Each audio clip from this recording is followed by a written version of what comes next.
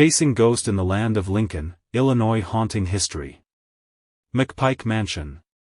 The McPike Mansion has been called one of the scariest structures in the United States, and it definitely ranks as one of the most haunted houses in Illinois. Originally built in 1869 by Henry Guest McPike, it is located in Alton, Illinois, a town with a haunted history in itself. When you look over the McPike Mansion's history, you'll quickly learn it has repeatedly been the center of paranormal investigations. According to the owner, two ghosts haunt this property, former owner Paul Lachinger and a former domestic servant named Sarah Wells. Flashlights will die out unexpectedly and lights will flicker. There is a strong smell of lilac in the attic, which is the kind of perfume Wells used to wear. What is really creepy is how things look in photos. You might see figures or orbs of light in photos that were definitely not in the shot. The structure is on the National Register of Historic Places. It stayed abandoned for quite a while before being purchased. It would have been restored and converted into a hotel, but it was not eligible for grant money despite prior assurances.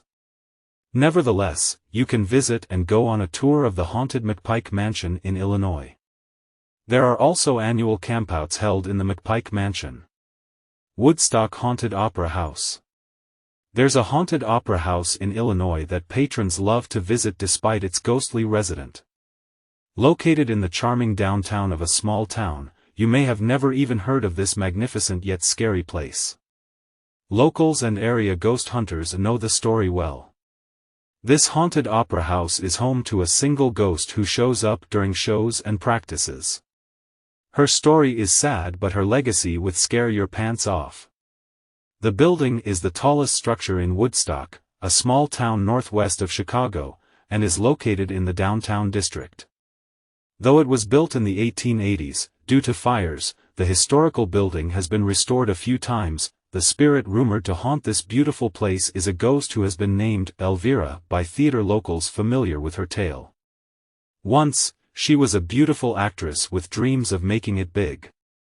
After years of hard work, she auditioned for a lead role in the upcoming ballet but was devastated when another girl was chosen for the part instead of her. Facebook/Woodstock Opera House.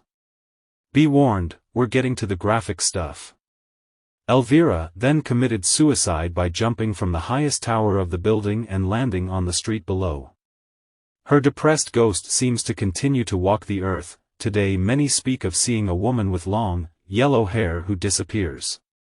It is believed that her favorite seat in the theater is 113, and many have seen the seat lower or heard sounds like sighs coming from it. Additional strange phenomena include props falling or completely disappearing from the stage. Facebook/Woodstock Opera House. The Woodstock Opera House puts on shows regularly, including bands, musicals, and other acts. The haunting isn't enough to drive patrons away, as this is one of the most popular attractions in town. Just keep this tale in mind if the empty seat next to you suddenly fills with an invisible presence. Woodstock Opera House is located at 121 W. Van Buren Street in Woodstock. The history. From 1857 to 1869, the Coles County Poor Farm was located near the small town of Loxa, but in 1870, the county purchased land in Ashmore Township for a new farm, placing it alongside the Indianapolis and St. Louis Railroad. The first almshouse building located on the property housed both the poor and insane and soon fell into deplorable condition.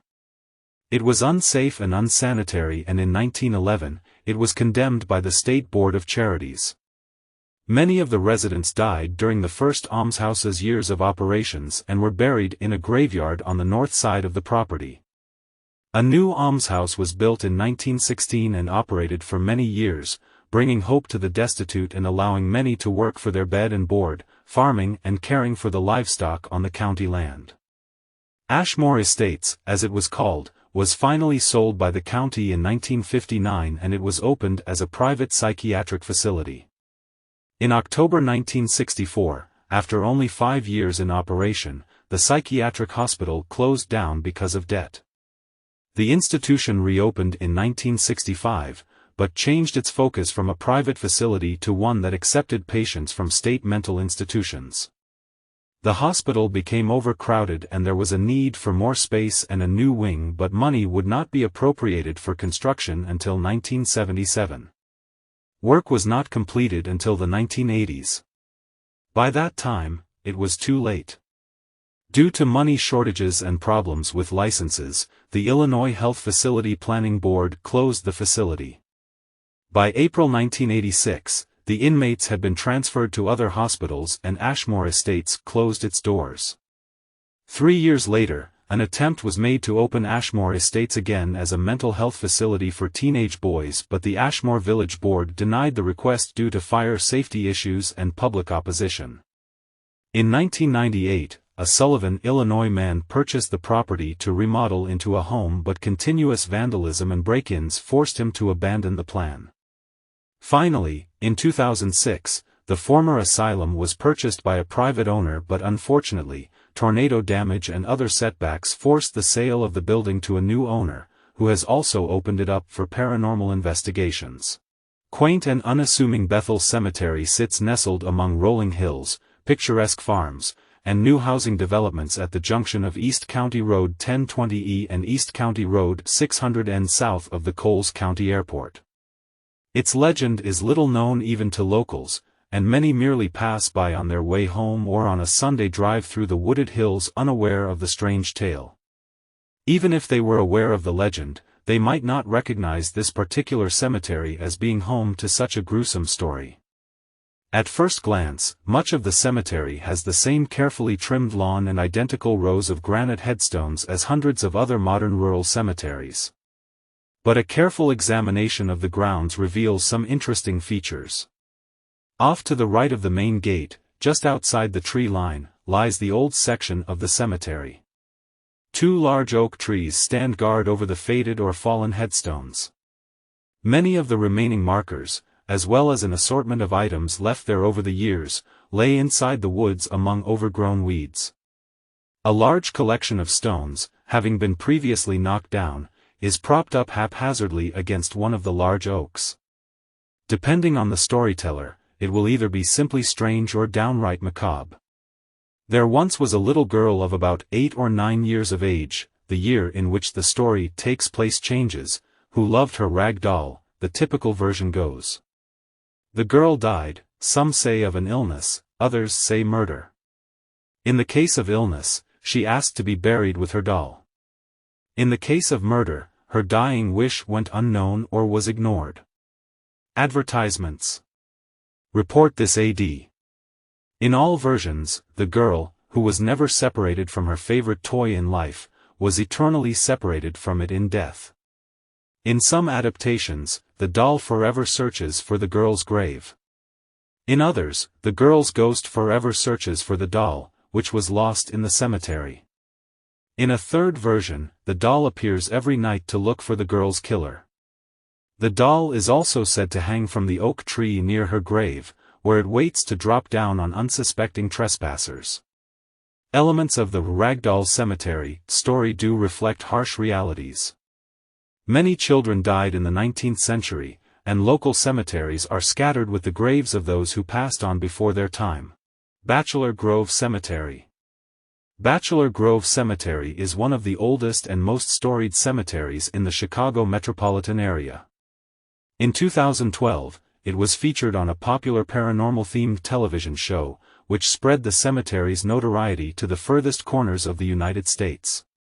Bachelor's Grove reputedly hosts several ghosts, including a disappearing house within the woods surrounding the cemetery, the spirit of a plow horse and farmer that drowned in the duckweed-choked slough bordering the north side of the cemetery, 2 different ghostly women, phantom vehicles on both the old Midlothian Turnpike, now a crumbling asphalt path leading to the cemetery entrance, and a stretch of the current Midlothian Turnpike just north of the slough, a black dog, glowing orbs, a 2-headed creature, and more.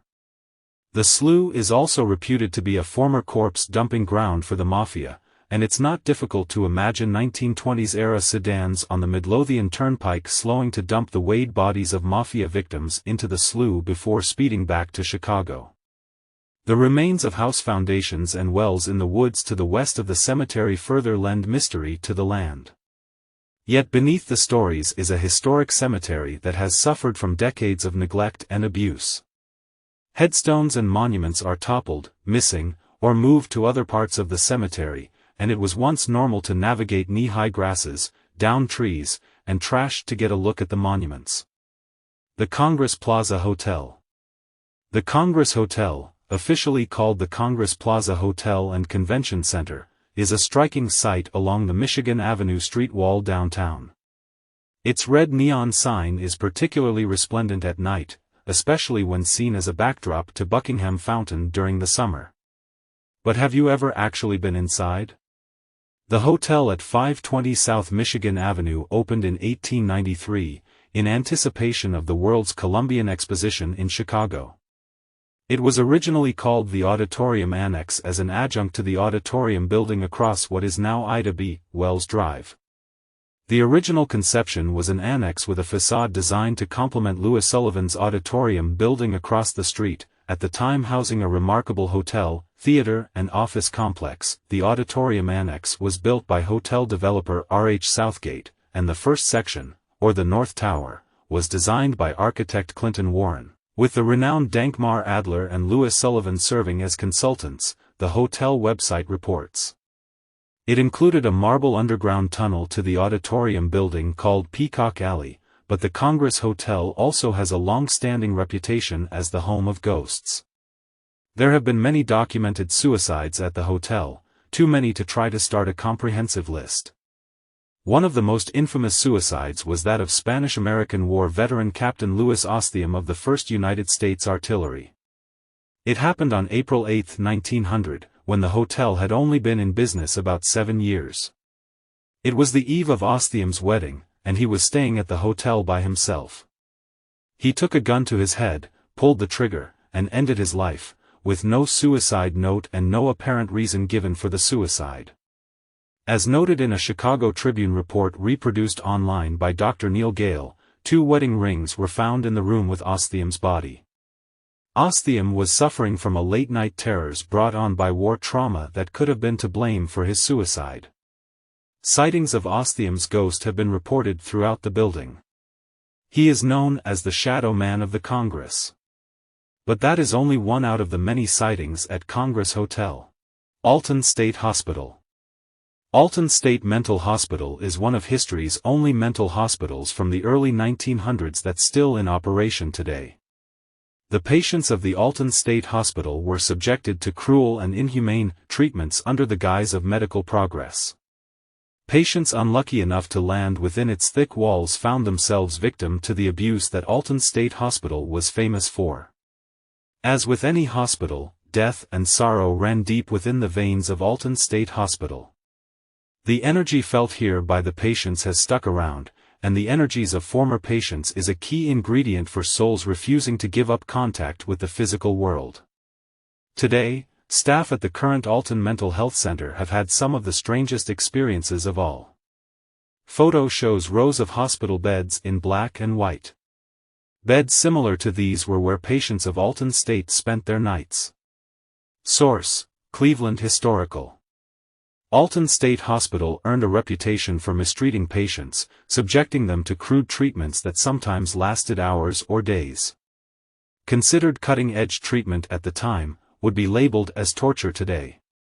Staff and visitors report hearing unusual sounds, disembodied voices, slamming doors, and nurses on duty report hearing a quiet voice that asks, "Who is that?"